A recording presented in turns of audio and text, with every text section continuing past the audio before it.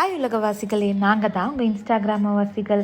வைகுண்ட ஏகாதசிக்கு பெருமாளை தரிசனம் பண்ணலான்னு இன்றைக்கி நாங்கள் வந்திருக்கிற இடம் தான் கோயம்புத்தூர் கொடிஷியா பக்கத்தில் இருக்கிற ஒரு மினி திருப்பதி. வைகுண்ட ஏகாதசிக்காக சொர்க்கவாசல் தரப்புக்கு வெயிட் பண்ணிகிட்டு இருந்தோம். இந்த சைடு எங்களை வெயிட் பண்ண சொல்லியிருந்தாங்க.